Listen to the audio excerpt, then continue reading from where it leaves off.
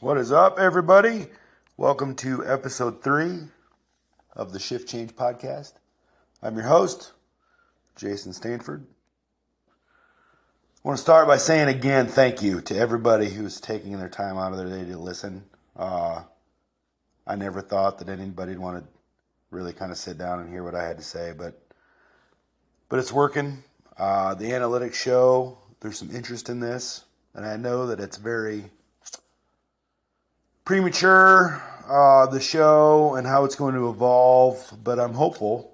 I learn a little bit about this business every day, and I'm hopeful that it grows into something cool. Not big, but cool.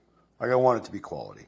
I give two cares in the world if this thing ever monetizes or makes me any money. I'm not gonna say no to it. Like if it happens, I'm not gonna say no to the extra cash. But I'm saying that's not my intention. So thanks for everybody who's listening. A couple housekeeping things. I'm still doing this on my phone. I've done some troubleshooting. My wife's computer is shot. It's not going to support this endeavor. So we're going to go computer shopping next week. She's real excited about that. We got the microphone in the Amazon cart. I learned how to edit, but it's going to be way easier on a desktop. So this episode 3, will not be edited, only because it's just a giant pain in the butt to do it on your phone. But we're getting there. My buddy with the shithole garage still has not cleaned it.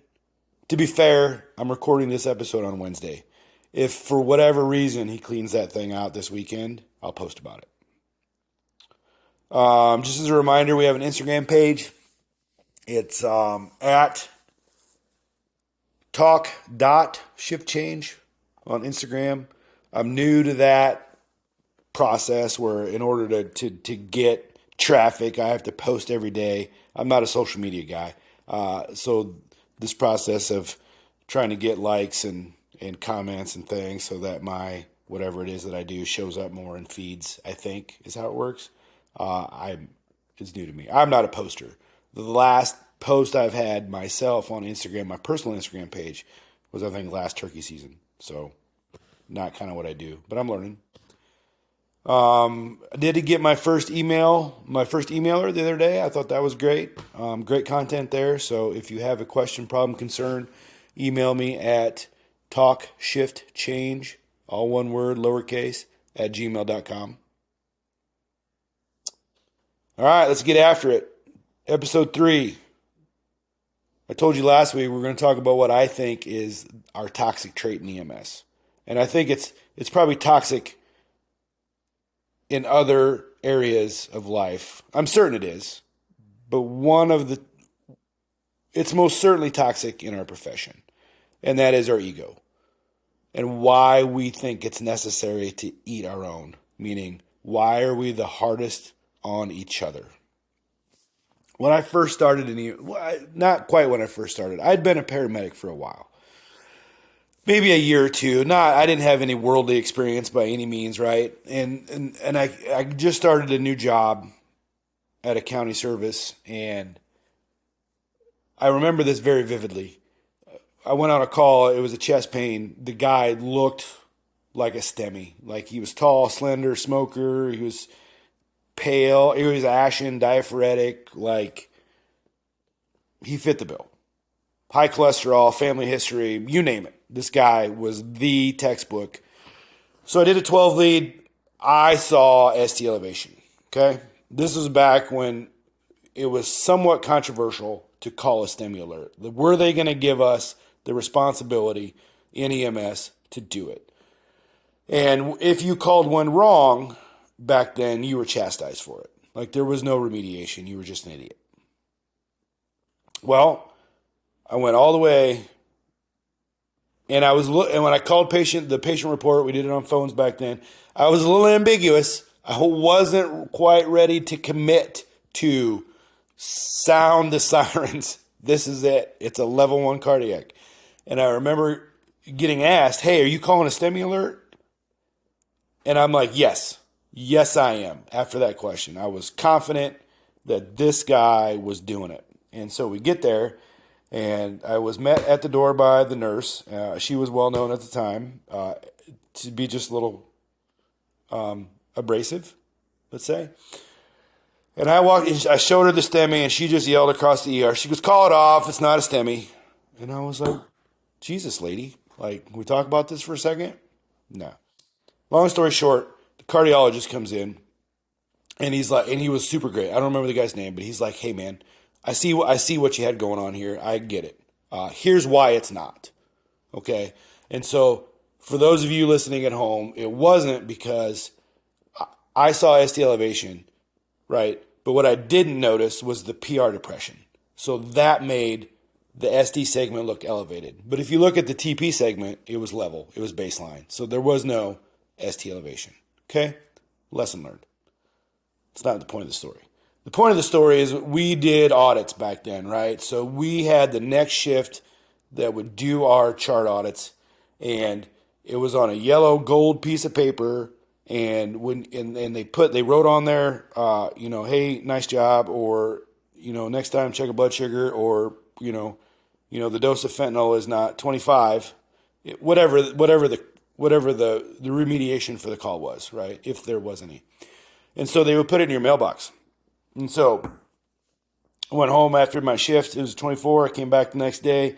I walk in. I see the yellow slip of paper in my box, and I'm like, Here's the critique of my call of the pseudo level 1 cardiac.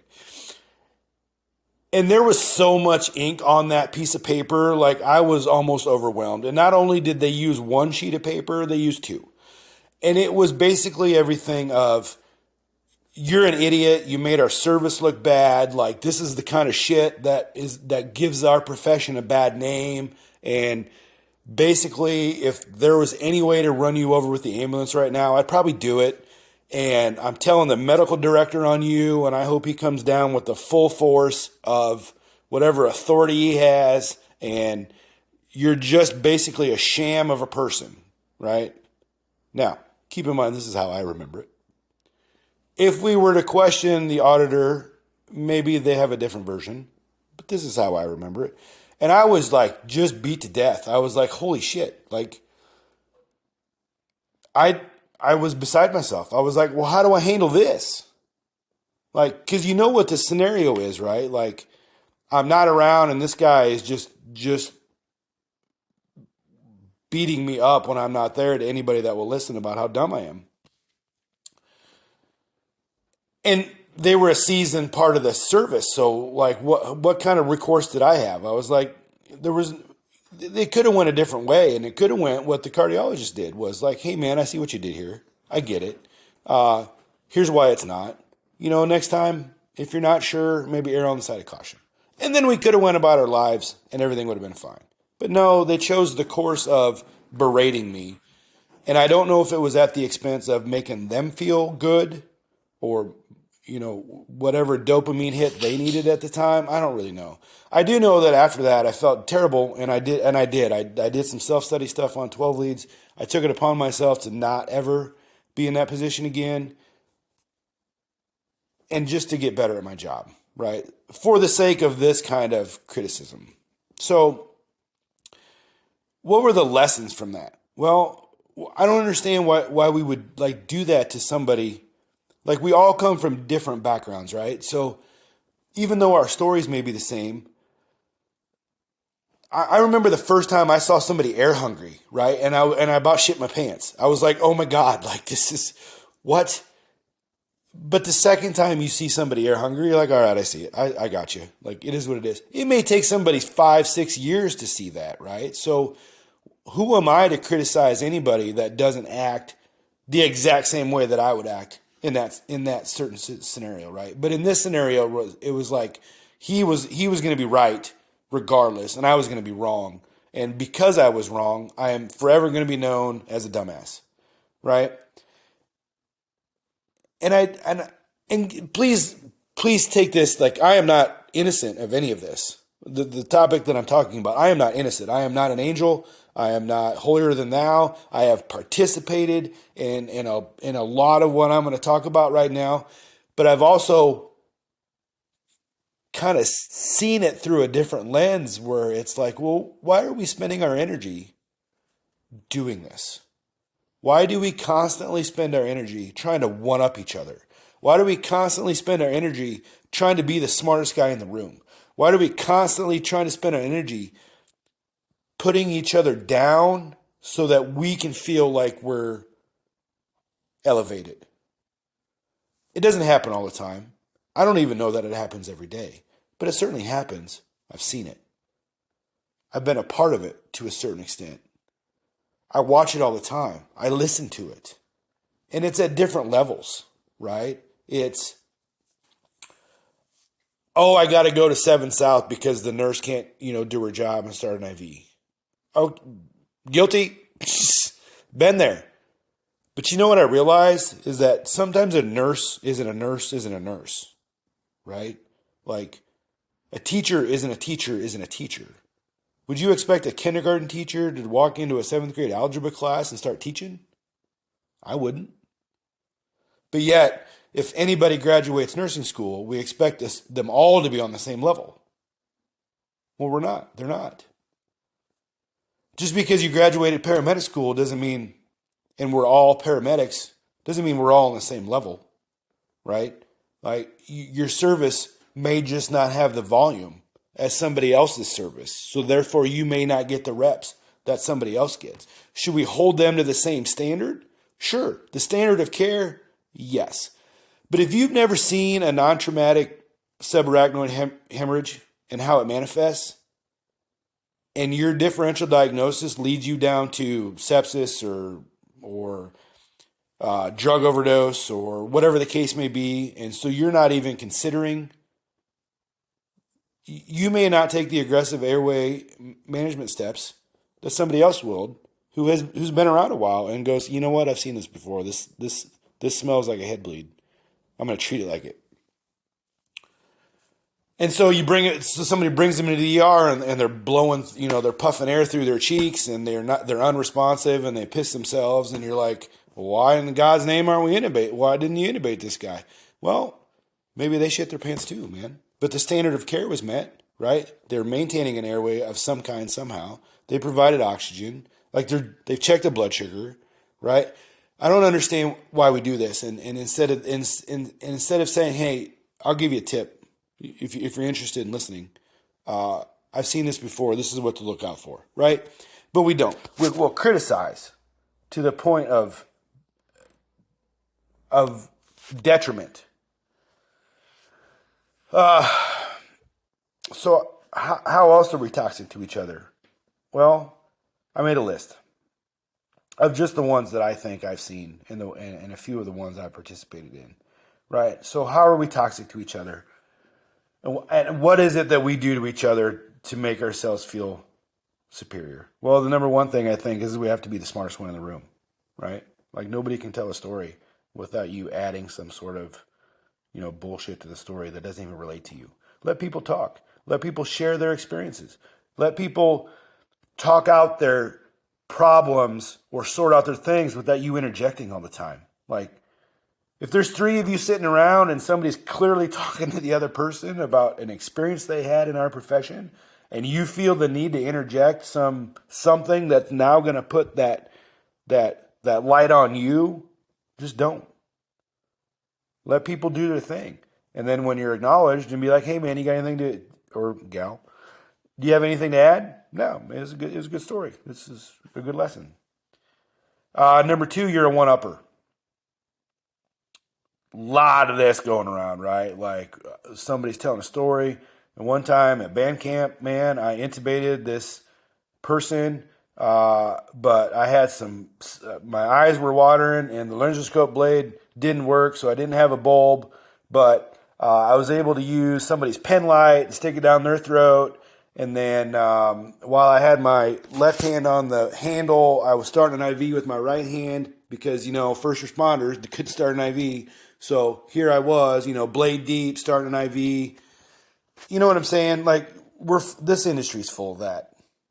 And I get it. Like, unless we're in the context of tell me your biggest, baddest EMS call in the history of EMS, there's really no need for it, right? Unless it's an anecdotal story that adds to the conversation, do we really need to throw on there that, one time the jaws of life didn't work, so I just ripped open the hood by myself? No, we don't need to do that. Nobody really gives a shit. Number 3, you avoid conflict altogether, right? So there's a problem, there's an issue, there's something that can be said about either a treatment of a call or the way somebody's acting, or there's just something about something that you don't like, and you avoid it altogether. But as soon as that person leaves the room, shit talk. Just like that mother effer, you wouldn't believe what that person did on that call or whatever it was. And we just light that person up, right? With no intention of communicating with the person at fault. No intention. We're just gonna shit talk them to whoever will listen. The person that came into the room, your wife when you went home, or husband when you went home. You'll put some passive aggressive bullshit on social media, and then everybody's supposed to infer what you're talking about, right? Like, just stop. We don't need any of that. If you got a problem with somebody, there's a way to go about it, right? Usually, the way to go about it is, number one, somebody needs the balls or the ovaries to just say, hey, I didn't like what went down and here's why, or whatever the confrontation is, right? And then the second person needs to have the humility to say, listen, I see your point, I see your side, I'm sorry, or I won't do it again, or I didn't think of that, or take some sort of responsibility for how somebody felt or the outcome of something, right? Like, my bad. Rarely, no, I wouldn't say rarely. That's probably unfair for me to say. I don't know how often that happens. I know it happens on my program a lot where everybody seems to be taking account for, something, right? I think it comes with, a little bit of it comes with experience and maturity, sure. And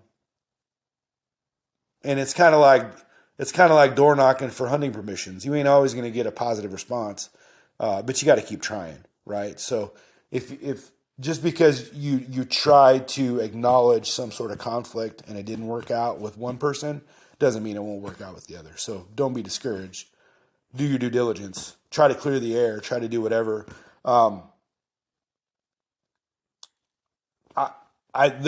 started working at a suburban EMS service, and in my first week, they had partnered me with a guy that I was like, Jesus, this guy is up my ass every day about something, and I am not having a good time at my job right now. And I'm only 2 weeks into it. And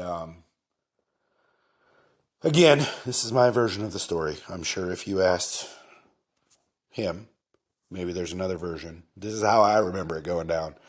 And anyway, we went and sat center one day, and we were outside the building, and that guy, I think he's the one that instigated it, but he looked at me and he said, listen, man, I don't like you, and here's why. I was like, perfect, man, because I don't like you, and here's why, right? And we hashed that stuff out right then and there. Aired our grievances about why we think each other's an asshole.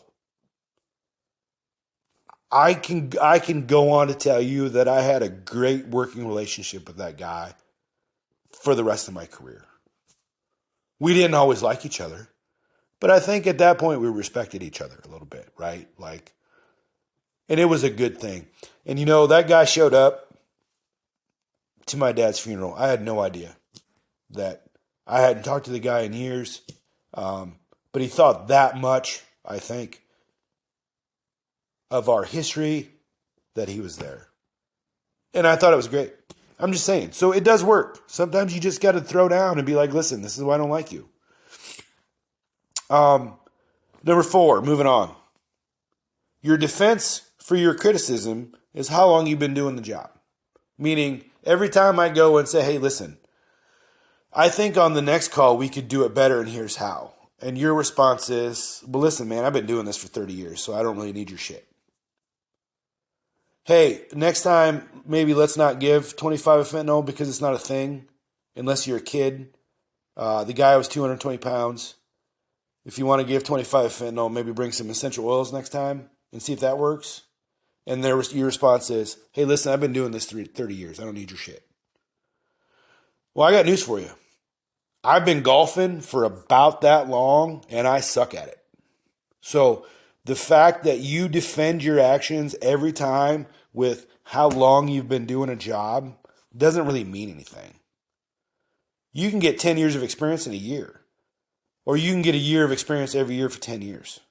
Like, it doesn't matter that you've skated through HR for the last 20 years and now you're validated in poor performance because of your longevity. It doesn't matter. Just own up to it. You want to know how to fix it? You want to know how to break the cycle? The first thing we can do is acknowledge that we're about to get into some toxic behavior, right? And pump the brakes. Don't participate. If two guys or two girls are sitting there talking and they're really doing a good job of making each other feel good at somebody else's expense, then maybe we just don't participate. Sometimes the option to say nothing is just as good as saying something positive. If you're given the opportunity to say something negative and you in yourself say, you know what, I'm not doing it today. That's not who I'm going to try to be, and that's not where I want to go with this conversation. And you hold back from saying it, man, that's some power. The same power it is if you walk by the pantry and you want to take a handful of chocolate-covered almonds and you don't do it because your goals are greater than how you'll feel after those chocolate-covered almonds, right? The same way with trying to improve yourself as a person. You'll feel better for not saying and not participating in that comment than you will by saying it in the long term. Putting somebody down and making yourself feel good might make you feel good for now, for this second, in the context of conversation. But man, if you're really interested in personal growth and you sit back and you look at that scenario and that exchange and go, you know what, I was kind of a shithead for saying that. That was my bad. I shouldn't have done it. Right? That should bother you. Understand that we're different, right? Like, we all come from different backgrounds. Just because you do it one way, like, just because you do it different doesn't make it wrong, right? I believe in what I do. I also believe that there's other ways to do it. It took me a long time to get there, but I'm okay with it. You know what? The zippers don't have to match on the bag. It doesn't really matter. Who gives a shit? But if that's what you're holding on to, if that's what you need to get through your day, is to make sure that the person you're working with knows exactly how you like the zippers on the bag, sure. My guess is whoever you're working with is probably going to comply because they just don't want to listen to you bitch about it. And that in itself should bother you. Be honest with yourself. If you think everyone around you is an asshole, I'd take a look. Because we all know who the asshole probably is, right? It's probably you. So, if you're going to recognize that, then there's going to be some improvements that are needed, right? Like, take a step back. Like, not everybody is wrong. Not everybody has a warped sense of the situation. Not everybody is as incompetent as you think they are. We all come from different places. Just acknowledge we're all a little weird, right? Every one of us, we're all a little weird, even you. So take that into context next time we feel like jumping on somebody about, something they did or something they didn't do. Let's hold each other accountable, but at the same time, let's show some grace, right? There's a difference. There's a line between, hey man, I don't think this is the way we should, I don't think this is a good starting dose for this medication. I think you're wrong. I think we need to look up the protocol. And then when the mistake is acknowledged, just say, hey, no problem. We'll get her next time. Like, it is what it is. Like, it's not a big deal. That's why I work in pairs. That's why I work in teams, is to hold each other accountable, to make sure that we're delivering good quality patient care, to make sure that there's somebody that can see the medication vial in case you forgot your cheaters. I don't know. But that's why we run together. We don't do this job alone, right? We're a team. Act like it. Be a good teammate. One of the things I came up with too is, we get a lot of new people in the business, and if somebody asks you like, hey, what's it like to work with this guy? Try to avoid giving any sort of opinion. And I'll tell you why. Unless there's like some serious red flags, right? Like you really need to watch this guy or gal because of XYZ. Like there's maybe some corporate violations that people are suspicious of, or whatever the case may be. But avoid trying to give your description of their personality, right? Because your experience may be different than theirs. And I'll give you an example. When I first started in the program that I'm in now, I was going to work a night shift with a nurse that really didn't have a very welcoming personality. Okay? So I called a friend of mine and I said, hey, can you tell me what it's like working with this person? Just so I know. Like, give me a heads up. Was there anything I need to know about? Whatever. Like, they proceeded to give me their opinion. And I sat there all night just like on edge that experience for that person was going to come true for me. I was waiting for the ball to drop. I was so nervous that I was going to stutter and she was going to like call me a dipshit or whatever the case may be. Like I was going to do something wrong and that was going to be the end of me, or she just wasn't going to be kind or whatever. And you know what? It never happened. I had a great time. It was a fun shift, even though it was a night shift. It was a fun shift. She was nothing but helpful and kind, and made sure that I had what I needed to do the job, and make sure she was answering questions for me as somebody new in the industry. It was great. So if somebody ever asks you, hey, what's it like to work with this guy or gal? Just be like, listen, I'm going to let you figure that out for yourself because your experience may not be my experience. The toxic behavior rolls over in all aspects of life, right? If we're doing this on our job, if we're shit talking each other on the job, then we're going to shit talk coaches, we're going to shit talk teachers, we're going to shit talk people of the community that really aren't doing anything wrong, but in our mind they're not us. So why would I say something kind about another human, for the love of God, right? Like, no, go up to people that are doing it well, like you think are doing it good, and tell them, hey, man, thanks for staying in shape. You're a good example to your kids in the community. Or, hey, man, that's a good-looking beard. Nice, whatever the case may be. Don't immediately go look at somebody and go, he's probably an idiot. Or, look at that guy driving that piece of shit. Whatever. Like, find it in yourself to say nice things. Or don't say anything at all. The old adage is true. Life's better when we're kind to each other. Again, I'm not throwing stones here. Like, I have been in conversations that were negative towards other people. Hands down. I have told a story that I thought was better than the story that was just told. I have done that. I have told somebody my opinion of somebody who didn't have any experience with the person I was talking about. All of it was wrong.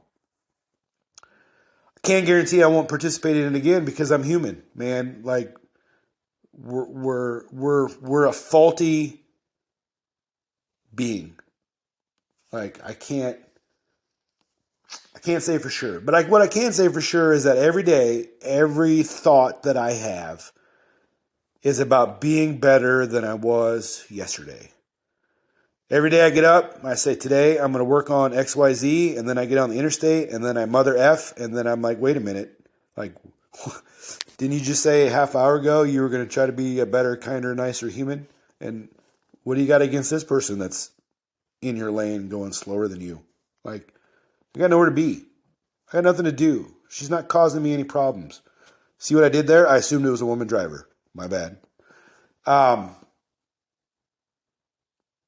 There's a thin line, man, between holding each other accountable as good humans and showing each other some grace. So let's show each other some grace. All right, that's all I got for right now. It's 30 minutes. I'm getting a little long-winded. Next week, I'm going to answer a listener question. I'm going to tell you what I think about posting anything job-related on social media. And I'll update you on my buddy's garage. If it's still a shithole, I'll post about it. That's it. Be kind. Work hard. Talk to you later.